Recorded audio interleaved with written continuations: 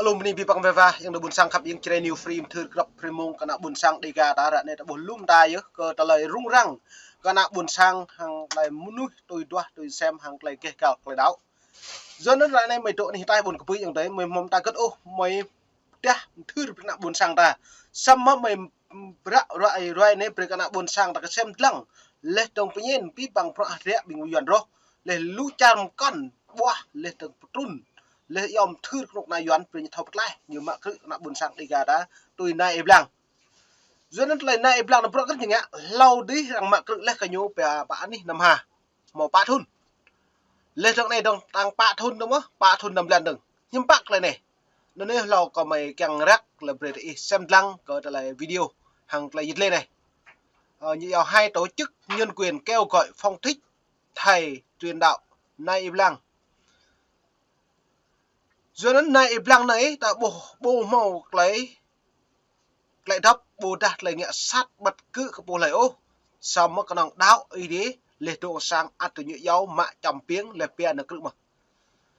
do nên rồi những buồn bệ nắp cái nó mở rọi như lệ bệ ní lần chặt Việt Nam màu ngay cái này đạo lệ trưng lại đạo bồ màu lệ cả thùng hai giỏi ô nó như lệ này tổ chức đoàn kết công giáo toàn cầu và quý nhân quyền vừa lên tiếng quan ngại về bản án 4 năm rưỡi tù đối với thầy truyền đạo Nay Blang ở tỉnh Phú Yên với cáo buộc lợi dụng quyền tự do dân chủ, đồng thời kêu gọi chính quyền Việt Nam trả tự do ngay lập tức cho ông. Trong thông báo hôm ngày 1 tháng 2, tổ chức đoàn kết công giáo toàn cầu CSV có trụ sở tại London, Anh nói rằng ông Nay Blang 48 tuổi, một tín hữu của Hội Thánh Tin Lành Đấng Christ Tây Nguyên bị chính quyền kết án 4 năm tù đấy chỉ vì ông bị xem là truyền đạo trái phép và xúi giục người tham gia vào các buổi cầu nguyện tại nhà của mình. Nó nếu ta buộc lại này cứ tụ zoom có nhiều mạng cứ tùy nay im lặng tụi buồn lên bàn báo cáo bàn khâu rạng có lại đang thâu lại tùy này im lặng lại buồn năng mạng cứ có đang đạo ấy để đối xăm đạo ấy đi nó vô cất lại nhiều bộ đạo lại sốc tùy nay im lặng nó lại đa như lệ nay im lặng lợi dụng tôn giáo xâm phạm an ninh quốc gia bố ta lợi dụng tôn giáo này không bố bố đã sử dụng gây thương tích non các là dẹp nuôi màu bữa nay mang bàn khâu tràng này có nói như là lợi dụng tôn giáo về nhân quyền để sử dụng người khác đi cầu nguyện so mà nhưng bạn có bột này nó là có mày kèm đặt là nhiệt lệ bạt là chun ở buồn sang đá để xem lăng mày đảo với biểu video này. Tổ chức đoàn kết công giáo toàn cầu và quỹ nhân quyền vừa lên tiếng quan ngại về bản án 4 năm rưỡi tù đối với thầy truyền đạo Nay Blang ở tỉnh Phú Yên với cáo buộc lợi dụng quyền tự do dân chủ, đồng thời kêu gọi chính quyền Việt Nam trả tự do ngay lập tức cho ông. Trong thông cáo hôm 1 tháng 2, Tổ chức đoàn kết công giáo toàn cầu có trụ sở ở London của Anh nói rằng ông Nay Blang, 48 tuổi, một tín hữu của Hội Thánh Tin Lành Đấng Christ Tây Nguyên, bị chính quyền kết án 4 năm rưỡi tù chỉ vì ông bị xem là truyền đạo.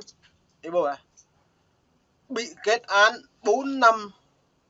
5 tháng, câu trả lời 4 năm rưỡi rồi. Nguyên nhân lý do truyền đạo được bất đất nước Việt Nam ngày lấy các lãnh đạo tôn giáo đều bình đẳng lệ tương bộ màu po lại ép tôn giáo này nào là dọc còn ô bữa tôi này làng này nhiều màu nhà thờ bồ đà nhiều nếu sử dụng nếu phá rối bất cứ quan đừng xong con đau sang giàu lệ đôi tôi bổ rụp cái này lại chim bạ bù màu sang độ căn màu sang chim là con cầu nguyên tại nhà cầu nguyên tại nhà giữa rất nhiều mạng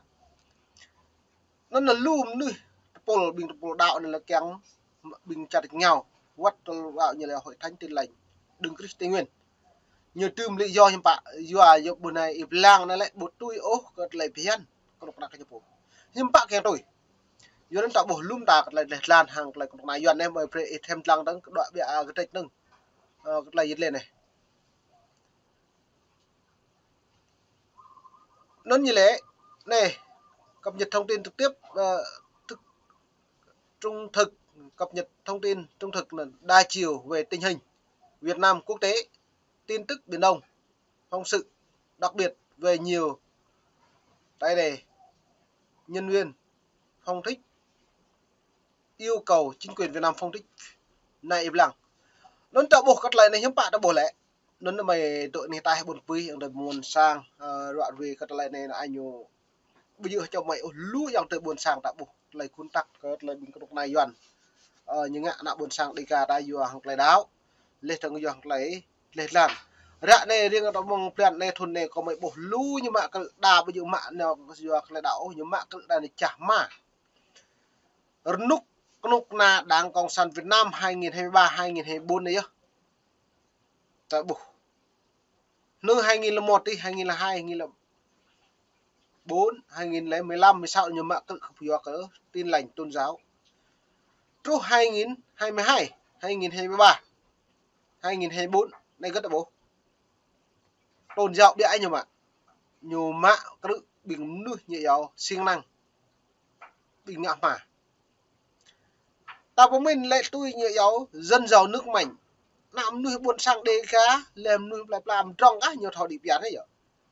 bữa nào buôn sang càng phi bằng đi trong như cái như mại cơ tôi này blang con nong yêu lệ sang đó tôi này blang ivo ikrek nè à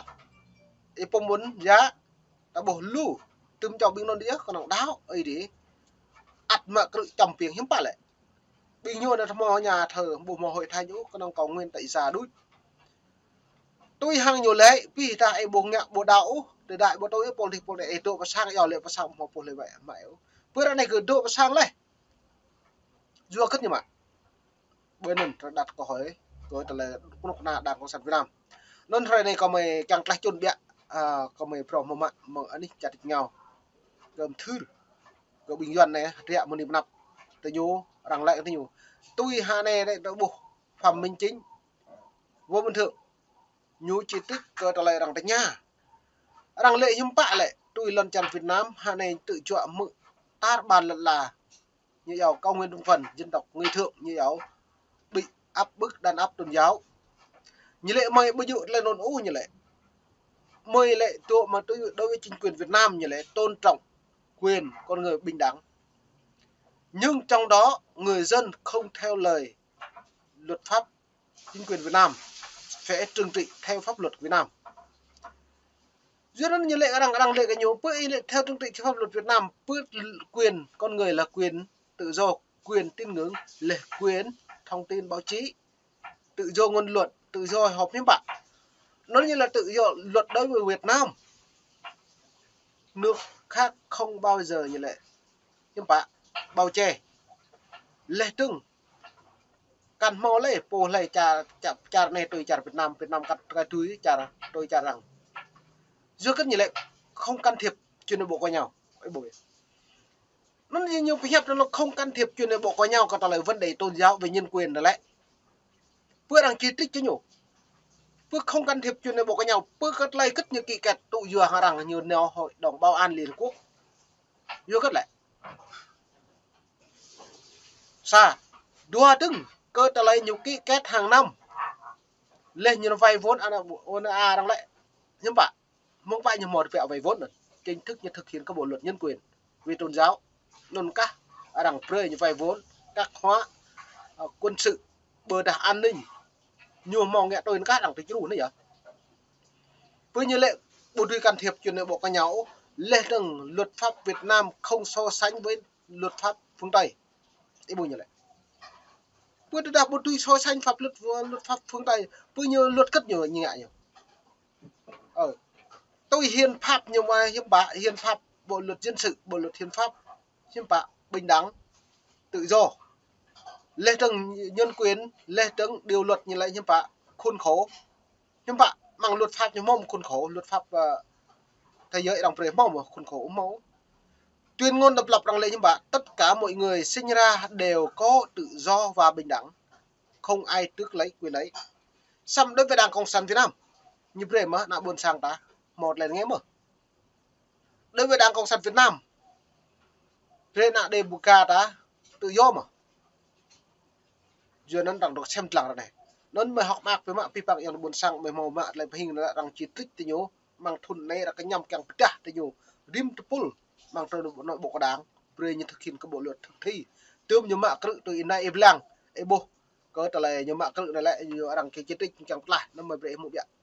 trái phép và xúi giục nhiều người tham gia Bây vào các buổi cầu nguyện tại nhà mình. à Ông Nevin Thomas, Chủ tịch sáng lập Đoàn kết Công giáo Toàn cầu, nói trong thông cáo rằng ông quan ngại sâu sắc về việc kết án ông Nair Blanc, đồng thời đánh giá rằng những diễn biến gần đây cho thấy tình hình nhân quyền ở Việt Nam tiếp tục xấu đi và kêu gọi Việt Nam chấm dứt mọi hành vi quấy rối đối với các nhóm tôn giáo và dân tộc thiểu số trên khắp đất nước. Trước đó, hôm 31 tháng 1, Quỹ Nhân quyền có trụ sở New York của Mỹ qua một đăng tải trên mạng xã hội X mạnh mẽ kêu gọi chính phủ Việt Nam tôn trọng quyền tự do tôn giáo mà mọi cá nhân đều được hưởng và kêu gọi trả tự do ngay lập tức và vô điều kiện cho ông Nair Blanc. Chính quyền Việt Nam vào các dịp khác nhau bác bỏ các cáo buộc vi phạm nhân quyền hay vi phạm tự do tôn giáo, nói rằng các quyền căn bản của dân luôn được đảm bảo. Mục sư Aga, sáng lập viên Hội Thánh Tin Lành, nó để bố là các lời dịch lê pipang hạt rẽ các nóc đại doan nên mình vả rạ này đang một phép teu có trả lời nhiều ngã sát đang đã đi nên nào cái prey yang cái nóc đang có săn nhiệt học li lê trong rình học tươi cái bọn này nó làm pre đang trong mạo bọn tay nhu lê trong tu plan đừng đang sang xem lằng lê đang chật run lê tiếng nhà của bọn thực hiện cái bộ luật tôn giáo lê nhân quyền ở Việt Nam đọc này bên này buôn sang khắp in coi xem lằng lê từng bọn trúc nóc đang có săn Việt Nam hiếm nhiều xử lý về tình huống nhiều vi phạm bộ luật nhân quyền nhiều tự chọn nước buôn sang đầy gà tao tôi em mượn này cái nhầm mà bọn nước buôn sang đầy gà như giàu dân tộc thiểu số nữa là cái nhầm cái đi này bên này buôn sang khắp in